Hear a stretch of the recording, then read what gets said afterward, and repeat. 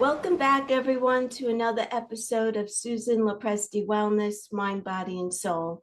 This is the podcast where we talk about the highs, the lows, and everything in between when it comes to a woman's life, her health, and all aspects of navigating the midlife landscape. I'm your host, Susan Lopresti, and today I have a special guest with me. Her name is Nancy Griffin, and Nancy is the founder of Women Worth and Wellness. Nancy connects women and supports their journey towards healthier and financially empowered lives. From her beginning as a wealth advisor, she's grown to focus on holistic initiatives that cater to boomer women and their fabulous daughters and granddaughters. It's all about encouraging fearless leadership and creating communities rich in health, wealth, net worth, and self worth, which is so important. All of those aspects are equally important. Nancy is a connector and an influencer. She attributes her success to personal courage, determination, and joy when focusing on women's health and wellness, hence creating Women Worth and Wellness. Nancy enjoys every opportunity to inspire and to inform women about their personal health and wealth, net worth, and self worth, philanthropy, and legacy, so that women feel fabulous, generous, joyful, confident, and on top of their game every day. Nancy Griffin established Women Worth and Wellness in 1994 as a private client wealth advisor for her female clients and their families. Nancy continues to promote and inspire daring and caring leaders, encouraging them to step up and lead in the world, following in the footsteps from many other powerful women leaders in the past. Nancy's overall purpose is to connect and influence for positive impact every chance she gets. This is such a powerful and important thing that you are doing. Nancy, welcome to my podcast. I'm so excited to have this conversation with you. And I'd like to start with you telling me about your mom, because I saw on your website that she had a tremendous influence on you. So, what was that story all about? No, she was terrific. We used to play a lot of bridge, and she had her little arthritic finger, and she'd say, "You've always got to have a strategy. You've always got to have a strategy." I mean, she was wise beyond her years. She really was, but a really joyful person, a terrific musician, but always full of life and always loving to share her life every chance she could to bring joy to other people. She had a homemade jam business, and she loved to give out little samples, little jars of jam. And it was almost like a little piece of gold that she was passing along to somebody else, which was terrific.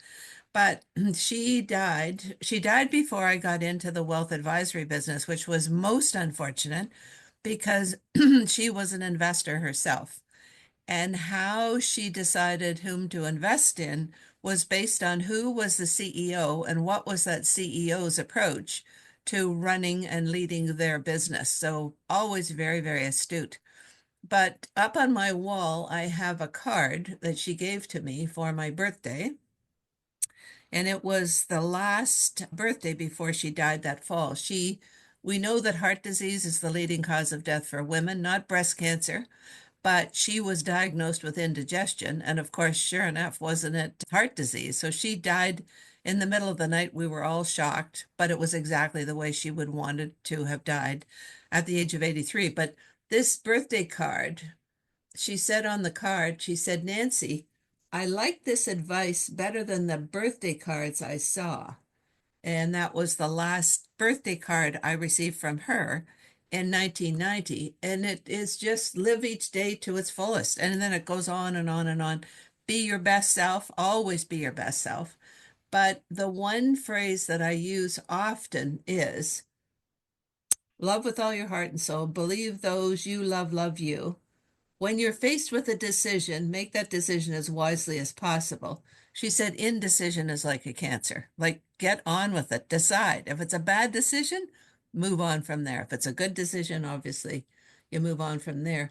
But the one phrase that I use a lot is the moment of absolute certainty never arrives. Wow. And that's a really, really powerful statement because we always want the ideal. Well, guess what? You can't press a reset button and get the ideal. That moment of absolute certainty never arrives. So, really, really Wow. interesting. What a wise woman. And I want to ask you, how long ago was it that she started to make investments? Because usually women, especially back then, they weren't involved. Like if you were in a marriage, the husband was always the one that was managing the money, right? And the woman was the homemaker, let's say. So that in itself says that she was a pioneer. How old was she, or how long ago did she start making these wealth Well, decisions? my dad was always an investor. And in high school, I grew up on a farm. And in high school, if I missed the bus, he'd drive me to high school. And of course, we would always have a newspaper. And he'd call out the stock holdings that he had and ask me to tell him what it closed at the day before. So we were always surrounded with him as an investor. And I think once she started her own business of homemade jam, she had her own money. And once she had her own money, then she started to invest herself. And she used to subscribe to the Financial Post. Well, of course, in those days, everything came in the mail. So you can imagine how current the information was by the time it arrives. Right. But again, to my point, that's where she would read about who the CEO of the company was and and it was always a him, what was his investing strategy with that company? What products were he was he promoting and, yada, yada, yada. The one thing that she was very proud of with her stock account was, and the proceeds coming from her jam business, was she took some money out and she bought her own piano, not a used piano, it was a brand new piano. And again, the manufacturer of this piano company was a Canadian company, and she really liked this fellow's approach to what he had created. So, yet again, invested in purchasing that piano and very proud of the fact that she paid for it with her own money. And our daughter, Julia, was a big, big favorite of hers. And of course, when she died, the piano was left to Julia, who now has two little girls who, like Julia, are taking piano lessons and playing the piano. So continuum is always important. Oh, that's beautiful. That is really, really beautiful. So I'm assuming that you were raised in a family where you were financially always involved in the stock market, and I'm sure your dad was giving you great advice for saving money. So that's what brought you to create your own company. So now Correct. tell us about your company for women. Am I getting that correct? Well, actually, you get a kick out of this. I was a wealth advisor. And Okay. as a wealth advisor, I created Women Worth and Wellness because a lot of my clients were women in families, not just single women by themselves. And you realize that women have a disproportionate amount of responsibility pertaining to their family's health and well-being. They're always the ones that are expected to know about how to look after the parents and the kids and your staff and yourself. And so that's when I said, you know what? Before we start talking about money, let's really focus on health as a cornerstone. So that's when I started to focus equally on health and wealth, because as a wealth advisor, a lot of what you do, in addition to the investment portfolio, is health related. What happens if you have a critical illness? So, critical illness insurance. What happens if your spouse dies prematurely? That's when life insurance comes in. So a lot of that fabulous wealth scenario is health related. So all the way along, I would partner with not-for-profit health related organizations focusing on women's health. For example, Heart and Stroke Foundation What are the symptoms of heart disease for women, which is different from men Mm. often? We know that a lot of the research that has been done previously on heart disease was using male examples. And so it was just all about educating women. If something goes wrong, it really eats into their time to discover. So what I was doing was introducing them to learnings, but also new contacts, new go-to. If something comes up and you've got a question, you've already met that person. In Toronto, we have Women's College Hospital, which is world renowned. I did a lot of work with them, started their first golf tournament in 1994, and then in 1997, we had 144 golfers. So, really, really bringing, and of course, these organizations loved the connections with women because that's who they want to share their learnings with. But what I was about to say is one of my events. Okay, so I sold my wealth advisory practice, so all my clients, but the Women Worth and Wellness focus was a trademark brand. So I brought that out as a standalone business. So fast forward to now, I'm focusing on menopause with our Mount Sinai Hospital in Toronto because they've got a whole hot and bothered campaign, which really caught my attention. And I remember when I was going through menopause in my 40s, that's just at a time when your leadership is really starting to ramp up.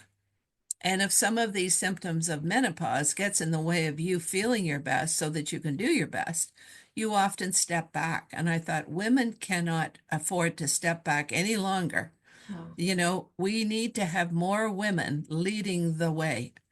And so anyway, decided I'd do some events. So as a result of that, I've been invited to be a guest speaker at an advisory conference. So most of the advisors who will be there will be male. There'll be some females. I asked the organizer, how much time do I have? He said 50 minutes, 50. 50 minutes. Oh my goodness. So I'm going to start off by saying, men, don't think you're not part of this because it's called men oh pause, like hello. yes, And so that's not until June, but I know I'm going to have a lot of fun putting this all together because, really now more than ever, women are really starting to talk about all their challenges and all the things that they may never have talked about publicly before. So yes, yes. great opportunity. I know Oprah Winfrey just did Yes, on Hulu a big thing, and Halle Berry, a lot of famous actresses were there. yes. Yes, excellent. And I'm so glad that women are really coming forward, stepping forward, and they are talking about this. And I had a woman on my podcast recently, Satori Shakur, and she was saying that, years ago, if a woman was in a meeting and she started with a hot flash, she would step out of the meeting to not show. And she was saying on my podcast, no, just sweat it out, dab your face and keep going. Don't let it interfere. And so it's so true. And that's so great that you're getting involved in that because women are not as shy about menopause. It used to be you would keep it quiet. Now let's talk about it. It's real and it's happening, and we can get through it because you do get to the other side. And there's a lot of things that we can do to manage it a lot better than like when our moms were going through it, let's say. Well, I asked this one woman recently. Now tell me, I mean, because now we realize what about our mothers and their mothers? And she said, I just remember my mother going into the bathroom and not coming out for about 20 minutes. So, you did, you hid away. Yes, yes. No more, no more. No, no, that's great. What do you do with women? What I do, the best thing that can happen to me is a wealth advisory individual. So a wealth advisor or a wealth advisory firm captures this because it is, I mean, just about in every scenario, there is a female. And who's paying attention to that female? And if it's a female, what is that female paying attention to herself? So I did a lot of work with this one advisor. He had been basically a pension fund manager and then decided after quietly being in the background managing money, he wanted to start his own wealth advisory practice. Very, very successful. So I saw that he'd taken a big ad in a magazine. I knew the ad would have cost him like $10,000 or whatever. So I approached him and I said, would you like to build your business with high net worth women? He said, tell me more. So away we go. So he sponsored my events. So he would be front and center. And my dad always said the best sale is a third party sale. So as I got to know him, I'm telling all these women who have come to these events what a super guy he is. So he doesn't have to tell women himself what a terrific guy he is. And then all I would say is get a second opinion. I mean, you decide if you want to work with him or not, but get a second opinion. You can't go to anybody more qualified than this person and hear what he has to say. And I was never asking him to be accountable to me in terms of, who came on as a new client. If he kept on sponsoring my events, obviously the value proposition was in place. Mhm. But invariably, we would have our next event, and women would come up to me and kind of whisper and say, I'm now a client of, and it's thanks to you. Well, that's perfect. That is absolutely perfect. Yes. So if we do a golf tournament, then we charge people. This menopause event that I'm doing, it will be a 1 hour virtual with some really, really top-notch people speaking. And people are paying $75 for that. But then coming out of that are terrific add-ons. We've got a cool and comfy fashion show at a high-end women's boutique a month later. We've got a draw for Mother's Day weekend in the county.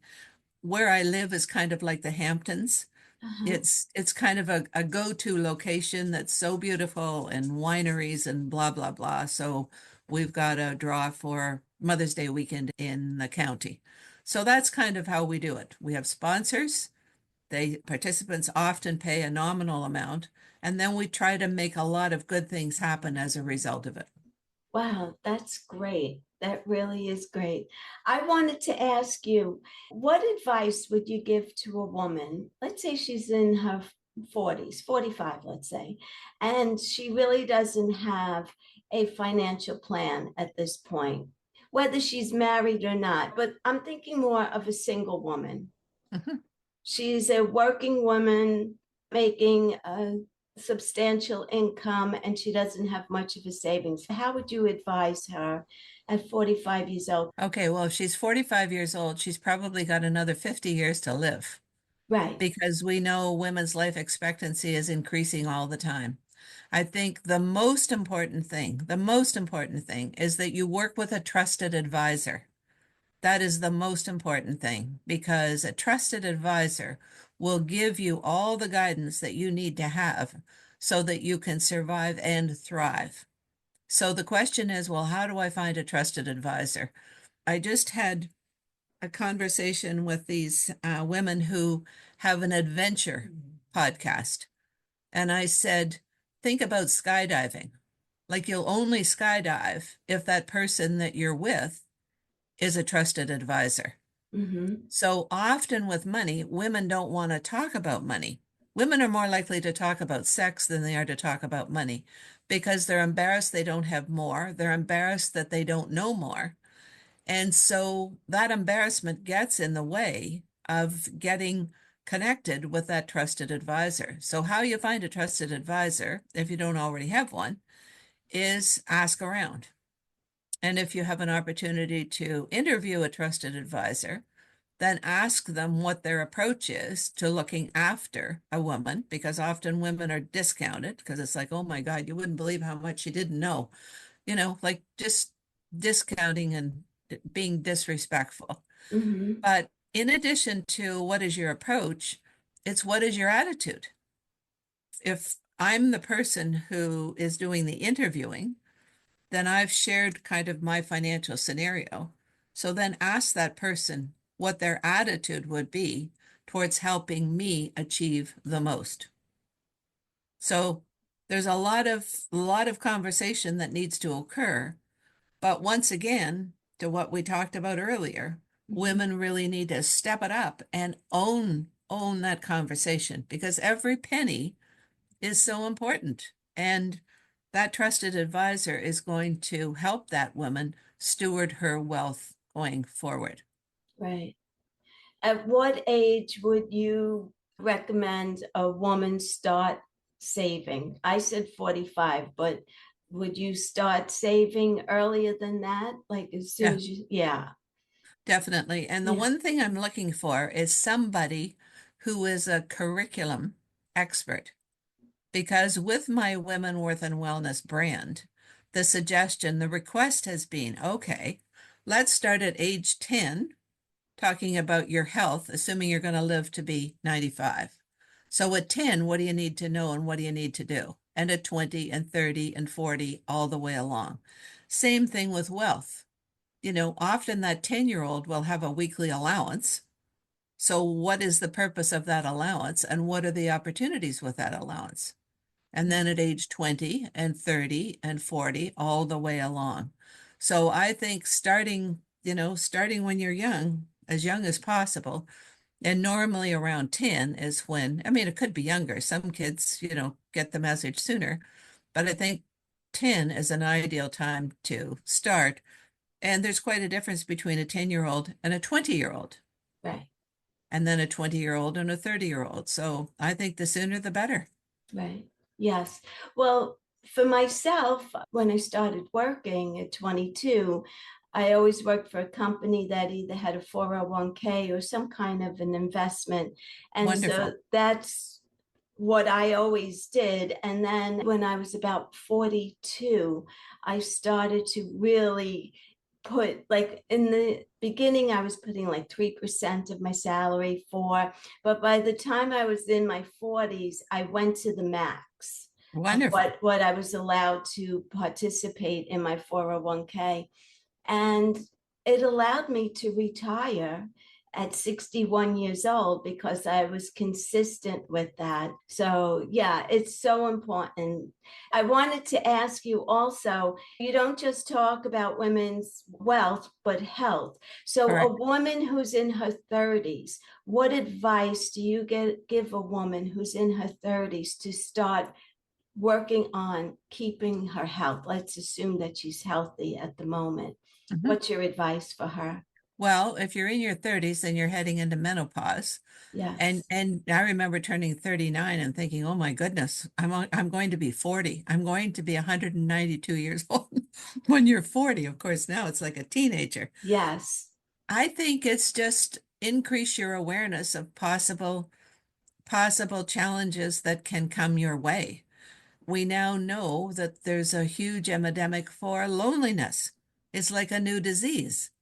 So for older people. So stay involved. Like enjoy your girlfriends, enjoy your adventures. Obviously, most women in their 30s are focused on some sort of athleticism, one way or another, and lots are doing marathons and those sorts of things. I think, just making your body move and keeping your mind really, really active is important. And in your 30s, you're possibly a new mother. And if you're a new mother, then keeping your kids active as well is important. So, my husband has a sister who's 94, and her advice is keep moving, like keep moving. Yes. So move, move, move, and increase your awareness of potential health challenges that may come your way, and how do you prevent them, offset them. Right, that's great advice.